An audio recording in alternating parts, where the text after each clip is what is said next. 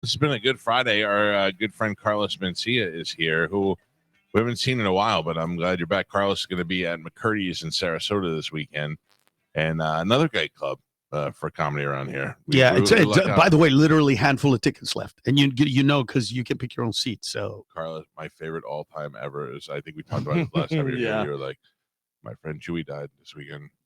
He was just so good to my kids. 3 seats left on Saturday night. My absolute favorite. And Chewy would bring my kids toys, and he was such a good guy. And the late show's almost sold out, but you could probably get it if I had to. Best plug ever for a show. It was great. It was great. Yeah, dude, I lost my mom. By the way, there's only 5 tickets left for the show. Dude, I've done that on my whole time. Like I remember when my grandmother died, it was like late 80s, early 90s.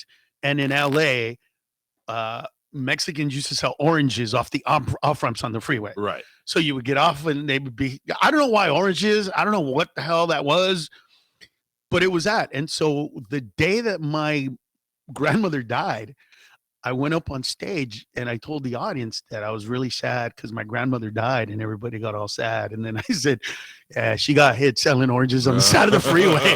And everybody laughed. And I was like, that's what this is about. Like, what are you going to do? Be sad? Weird fruit on the highway is Miami.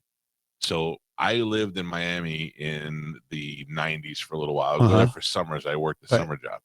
And I had a long drive. I had a lot of driving. And I lived with a family who was Cuban. And I would go home with questions every day. What are gomas? Gomas. I see the signs like gomas everywhere. Tires. Use tires. They're selling tires. I was like, oh, okay. So I learned a lot. This guy, I could not figure out. Every day I would get stuck at the red light and he'd walk by and go, Mamacillo. I go, what does he have? And he's got some sort of fruit and I can't tell what it is. And I still don't know. Mamoncillos? Am I saying that right? Do you know? What does it sound like? Yeah, no, it's Mamoncillo. Oh, Mamoncillo. Mamoncillo. Oh, okay. And I'm like, what is it? So one day I just shelled out the money and I go, give me some of those. Yeah. And they have a hard shell on the outside and you have to peel it off and then eat the inside. So I'm just staring at this goddamn thing going, I don't know what to do. So I had to bring it home and the Cubans had to show me how to do that. So now all of a sudden, now you know, Mamoncillo, let's go. Waving my money out the window. You like them now? Oh yeah. Well, I mean, I don't get this. I haven't had them. And in years, you have to suck it up. That's why they're called Mamoncillo. What does that mean? Literally means like suck it out. Suck it out slowly, like a small suck it out. Don't say that to a girl. Hey, Mamoncillo. No, you can. You can. No. Here's the difference. See, here's the difference. If I say it as a Latino or he says it as a Latino, they'll be like, whatever. Right. But if you say it, it's a turn on and it's cute because you're not. Right? Do you see what I'm saying? Yeah, exactly. Okay. So if we're like Mamoncillo, they'd be like, oh, really? So you think you could just get it like that? But if you say it, they'd be like, how do you know it, papi? Ay, Dios mío. I'm gonna try it. You know what I'm saying? Next time I see a hot girl with an accent, I'll be like, Mamoncillo. Yeah. Okay. And don't be surprised if she smacks you in the face. No, I was going to say the opposite, bro. Don't be surprised if you're like, what are you doing? What are you doing? Yeah. Get it, Mamoncillo. Yeah. So there's a lot of stuff like that, but I was always like that, I've always made fun of. I've never taken a day off. The only time I ever took stand-up off was 4 days, literally, and that was on September 11th. Oh yeah, everybody had to. Yeah. My mom passed away this year, and thankfully, I'm sorry to hear that. Well, condolences. Thank you, but I asked my parents before they. My dad's still alive, but I said, "Hey, can you guys die on a Thursday afternoon so that I could take off Friday, Saturday, Sunday, and then be back on Monday because I don't want to miss any days of work." Right. And because I was legit, I'm not the kind of guy that's sitting around crying, so I want to get back to work. Me too. What is the respectful time period? And my father's like, I don't care if you go to work the same day. We're like he's a tough guy. I think my mom wanted me to take like 2 weeks off. I was like, oh, Mom, that's not going to happen. So, 2 whole weeks? Yeah. I mean, the same thing. I remember when I first started this job, my wife was pregnant. Yeah. And they hired me and they're like, hey, we have to talk about something. And they're like, how much time are you going to take off? I go, for what? And like, for your wife and the baby. I'm like, I'm not having the baby. She's having the baby. Why am I taking time off? And they were like, you're not going to be. I go, I work 4 hours a day. I'll be home before they even wake up for breakfast. I'm like, I'm not taking time off. My wife didn't agree with that, but I didn't even think about that. The work comes first. So I was filming the movie The Heartbreak Kid in Cabo. Great movie. I finished doing the scene, called me and said, your wife is having a baby, went to the airport, got on a plane, flew there. She had the baby, then went back. Literally didn't even go to the house. Right. Went back to the airport to fly down Bye-bye. to finish doing the last couple of scenes. Yeah, you're in the middle of doing it. Like I always love when the football player is like, he's playing this game today and his wife is in labor. And I'm like, yeah, he's like, I'm doing the best thing for our family, making millions of dollars. Right. You go to the baby, and then when he shows up, he's like, I just got to love the baby now. I don't have to do it. He missed. That's the best thing. Yeah. But I was there for both of them. As a matter of fact, there's only one time I ever canceled a gig, and it was in Sarasota because my wife was pregnant with the second. Oh, wow. And I was like, babe, you're not going to have the baby. Yeah. Let me just go work. But what if it happens and you're not here? What am I going to do? And so, of course, I was like, all right, you know what? Yeah. And then guess what happened? She didn't have the baby until after, and it would have been fine. It would have been fine. But I had to cancel. And here's the thing. When you cancel a gig, you have to give money back. Yeah. So if you do a gig that's worth, let's say, $25,000 and you cancel that gig, the next time you're coming in, you're making $5,000. Right. They owe you. Yeah. Because you have to give them back the money that they lost. And so, like, having a baby cost us that much. Yeah. But she wanted that, and that was her thing. It was kind of cool, though. I told our doctor, I told my wife's doctor that I grew up on a farm. And so she asked me about what it was like. And I told her, because you know the worst. Have I told you the worst job I've ever had in my entire life? I don't remember, probably, but tell me again. The guider of the donkey. Ever told you that? I don't think so. So when I was a kid and I was living in Honduras, I was about 12 years old. We had a farm, and the best animals on farm to work are mules. Okay. And the way to get a mule, it's a hybrid, right? You get a donkey, right, and a horse. The male horse and a female donkey. It's kind of hard because one's really big, the other one's really small. So you got to guide it? So the opposite is true. Right. But the female horses or mares are big. Yeah. So my dad built a little like a ramp so that the donkey could get on the ramp, get on top. Your dad built a rape ramp. Yeah, a rape ramp. But here's the thing. My dad goes, mijo, because the one is big and the other one is little. Sometimes they have a hard time, guiding it. Up, So you have to help them. It's like trying to refuel a plane in midair. Yeah. But he told me that I had to help him. And I was like, why do I have to help him? Right. And he goes, because if a woman touches him or a boy, it's okay. But when a man touches him, they get scared. Oh. And I was like, prove it.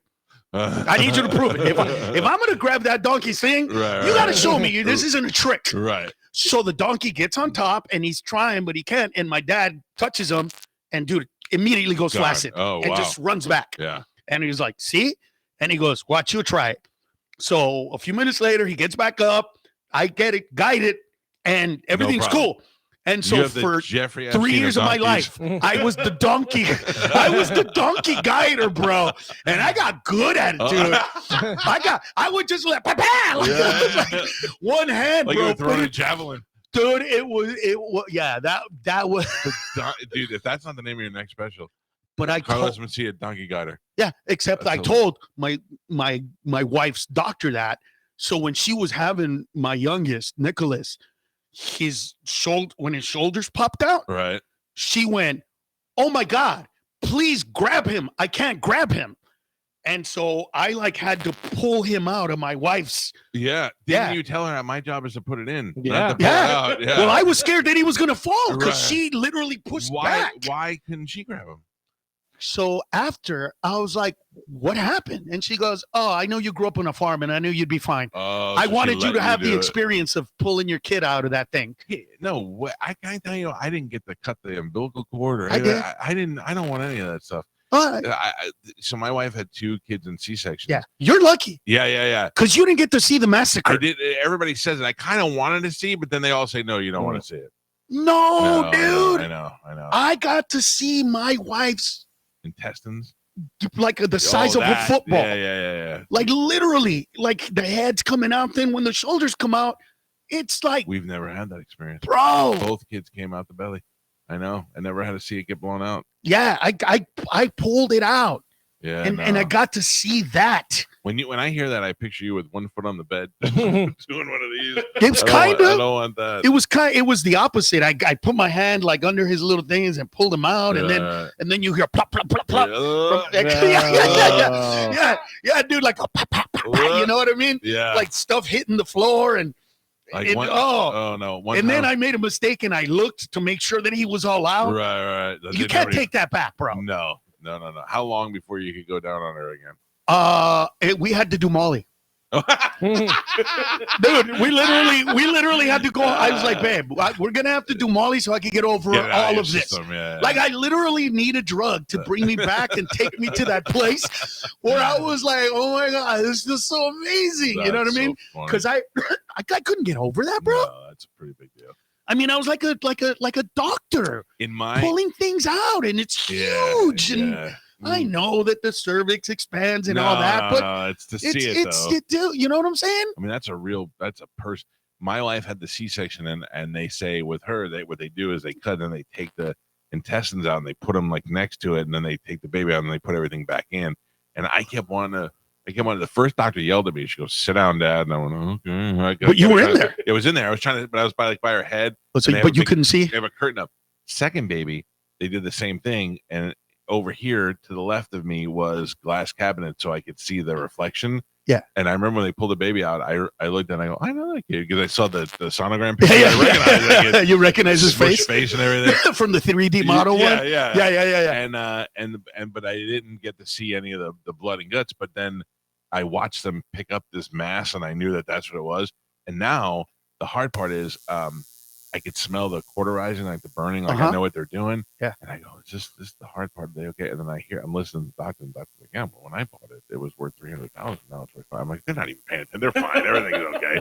They don't. You were scared. You were scared for a second. I'm like, they're messing around with their guts, you know? Yeah. But when I heard them talking about the annual percentage yield and all this other stuff, I was like, they're okay. Your doctors are different than ours, because for both of my kids, there was a giant mirror.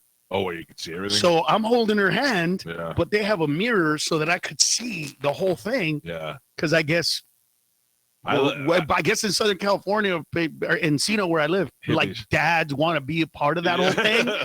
Weirdos. And I'm not like that. I'm like you. You know what I mean? Just let me know when it's done. If it wasn't for the fact that my wife was like, I want you to be there, I would have been like, for what? I had the roof done on my house. Yeah. They took the old one off, put a new one on. Yeah. I left the country when they did that. I don't want to see it being done. I want to come home and it just be done. Right. You know, that's how I was with this. I was like, I'll be over here if you need me, but for the most part, just let me know when you guys are done. Yeah, but I wish I'd had that, but no, my wife wanted me to be a part of it, and then, like I said, we had to end up doing drugs just to get back to kind of a decent place. And after you have to use bathtub pharmaceuticals to get back into sexy But mode. you know what's funny? That I take my son out of my wife's vajay, and I'm just looking at this catastrophe. Just what? I don't even know what I'm looking at. But a few minutes later, she goes, "You're gonna love me for this." Oh, a little extra stitch. Yeah, she put extra. She like put the extra stitch in the episiotomy because it ripped just a tiny bit. I would have. You know what I mean? So throw one. Go another one. Go another one. Yeah. Well, I think she gave me one extra from the extra, because I was like, "You go." She goes, "Oh no, I'm giving you an extra." Right. And I thought Carlos put she was kidding. Apron. Well, she wasn't kidding, bro. She wasn't kidding, because then when we did, I was like, "Oh my god, this is like." This can't all be the Molly. It would, yeah. I was like, "Oh my god, that like extra stitch really worked." That's good. Then my wife was like, "Extra what?" And I was like, "Oh." Hell, I don't know if I should say anything. That's a secret code between doctors and husbands. Yeah. So they put in extra stuff, but you don't have to deal with that. No. Yeah, I had an extra stitch in her belly, which didn't do anything for me. Yeah, but I'd seen dude, come on, man. I have 11 sisters. 8 of them were born in a row. A couple of them had babies in the house. Right. You know what I mean? Oh, I've seen that. Didn't you do that? What? It would have a baby in your house? Not you, but Jenny. No, she did it in a pool, like a bath. Oh, but it wasn't in your house. Oh, she did that underwater birth? Yeah, she did that. Yeah, at the hospital, and it was like one of the only hospitals around here that would do it. Yeah, that's interesting. I don't know many that do it anymore. Yeah, I have a friend who, after they had a baby, we went to their house for dinner and ate the placenta. You ate it too? Well, I didn't know at the time. No, I knew once I got there. You know what I mean? Right. And I wanted to kind of. You don't want to be the dick. I didn't want to be that guy. Yeah. I didn't want to be the guy that's like, I'm not going to eat that. You know what I mean? So we did. So I ate it, but it was. Pamela Anderson took it out after her first child and put it in in a pond or something, and it made the news, and we started talking about it. Her uterus? No, I mean her lining. Placenta lining. Yeah, placenta. So we started talking about this is how long ago, Pamela Anderson had a kid, and everybody's like, oh no, yeah, they cook it and they eat it and it's supposed to be really good and this, that, and the other thing. And I'm like, I would never. So, it's not good. Well, we said if we can get a placenta and somebody will eat it, we'll give them a prize for it. So sure enough, this guy called. He goes, my wife is in labor now. Gets a placenta, puts it in a Tupperware, brings it down the next day. Then this guy, I'll never forget. This is 1996. Crazy ass Jack came down to the station. And he's like, we're like, how are you going to eat it? He goes, I'm going to fry it up with some onions. And he fried it up with onions in the break room on a little hot plate. How did it smell? Well, if you told me he was making chicken and onions, it smelled wonderful. But the idea that it was a placenta and onions, and all we really smelled was the cooking onions. Yeah. Every time I go to Chili's, I want to throw up now because I smell the onions on the fajita tray. And I think they're getting placenta fajitas over there. Back there. That is so weird. That's what, when I go to Chili's, I want to hear the black guy in the back going, "Oh, one more baby, baby, baby." Like that's all I want to hear. Whenever I hear, I go, "Oh no, no, no, no!" I know what they're doing. They're making placenta. It's the smell of cooked onions now. I associate it with 100%. And that was 1996 that happened. When I used to come home, and it smelled like urine. Yeah, I got excited. Because that meant that my mom was making liver and onions. Oh, really? Yeah, because when you cook a liver, I don't care what you do, it smells like urine. Yeah. And I remember coming home and my friends would be like, dude, and I'll be like, we're having liver and onions, bro. And they're like, it smells like urine. In Honduras, there's it's kind of like an armadillo, but they call it a cusuco. And that one, the meat tastes good, but it is gamey and it smells disgusting. Yeah. It's the same thing, bro. When I smell that. Catch that. No. We catch it and kill it and eat it. Crazy to me. Oh, dude, I ate tarantulas growing up. Yeah. Listen, I'm Italian. We eat sheep's over there head and all that stuff. Yeah. So I get it. I've eaten some weird stuff, but when you hear about stuff that you don't eat, it sounds sometimes worse. Spanish keeps telling us about these stories. Spanish is a conspiracy guy, and he keeps telling us about these stories about Tyson Chickens bought up a bunch of factories and companies that make bugs. To edible bugs because that's the way we're going because we're running out of food and farmland and all this stuff. So now he's got us all worried that we're going to eat bugs. But I can't. Have you ever had crickets? I have, and not bad. No, it's just like a crunchy. Yeah. I mean, an almond is the most disgusting thing to me. You give me an almond with the skin on it and that powder that they put in. You don't like it? Yeah, no, it tastes like what I think a roach probably tastes like. So the idea that I could never eat a roach only because if I had never seen my foot stepping on a roach and that liquidy white stuff that comes out, I might be able to eat a roach. Yeah. I mean, I've had frogs. Frogs I've had. I've eaten every part of the cow and every part of the pig, even the anus. Like, you know what I mean? Yeah, because when you... I've had a lot of calamari that looks like that, but I don't know whether I've actually eaten the anus. No. So they call it a colita, and it's the actual tail. And the reason why it's kind of like a delicacy, it's because it's the only part that when you cut it up and you take out the skin, everything else is just pork rinds and fat. Right. So the fat becomes this and then it becomes lard. But the tail has a little bit of meat in it. Okay. Right. From the muscle that makes the tail move around. Right. But it's attached to the it's attached to the a-hole, bro. Yeah. So like you got to eat both of them. Sure. It's almost like, so I used to eat that growing up. When you get it hot enough, it doesn't matter. Yeah, I remember they were making what they call a capucella, which is a sheep's head, and they would saw it down the middle, and then cook both sides, and it looked almost like that game Operation where you take out the eye, take out this. And they baked it. And you eat the fish eyes? Yeah, everything. Yeah. Yeah, I love fish eyes. This is the grossest thing I've ever heard. But then I walked in and I smelled it and I was like, give me some of them goat brains or whatever you guys are. Yeah. It tastes delicious. Used to see, there used to be a Mexican spot where I grew up called King Taco, and they used to have brains. Brains, yeah. So good, dude. Yeah. Oh my God. Who knew? So good. But what happens with all of those restaurants is they used to be really authentic. Yeah. Right? They used to have brains and intestines and all that stuff. And as they got popular and black and white and Asians started coming to it, they started getting rid of all those meats. Oh, really? And so now it's just like pork, chicken, but they used to like have that nasty stuff. I grew up on all that stuff. Like my sister yesterday showed up at the house in the morning with a little Tupperware She made me arroz con pollo, but like our version of it, Right. and it had a chicken foot in it. Oh, right. Like the actual chicken The foot, bro. Yeah. And I was like, oh my God, You did you love give me the the neck? chicken And she foot? gave me the neck. Oh. Oh, so good, dude. When I go eat, if I go eat Japanese food and I see the chicken feet on the tray, it just makes me laugh. I go, Yeah. I think there's enough other things to eat. Listen, I Give me that- agree. But when you grow up on that yeah, stuff, yeah, yeah. Of course, it's Right? It's a comfort food to you. Yeah. yeah, like we went to this place called Jinya the other day with my son because he loves their top ramen. Ramen, it's not top ramen. It's Right, like ramen, this yeah. crazy ramen. Like but all it reminds me of is when I was a kid, we used to eat a lot of top ramen Yeah. because for 20 cents, It was cheap it's as like a hell. meal. Yep. And the best one I ever had was we had a hot dog left. So I put the hot dog in water. I boiled the hot dog in it. Then I took the hot dog out. Then I didn't throw the water away. Then I put the top ramen in the that boiling water, yeah. put it together, sliced up the weenie, put it in there. And I think we had like a little bit of onions and I threw that in there. Best top ramen I ever had in my life, dude. Do you know how happy that makes me that you're rich now and that you were slicing up one hot dog and One putting it in hot a bowl? dog. Yeah, yeah. That makes me so happy because I did the same thing. I would look in the refrigerator, just find 3 things I could mix together and mix Right. it together. Yeah. Yeah. That's great. I kind of get happy and offended when I see that TV show Chopped. Do you know what I mean? Like I get happy. I'm like, oh, and then I'm like, oh, but you guys are doing this for fun. Right. Like I had to do it for real. You're totally right, man. I think I would be great on that show because I would eat all of it. Like I love when they open it up and they're like, oh, we've got this and that. And I don't know what to do with that. I'm like, I know what to do with it. Put it with rice.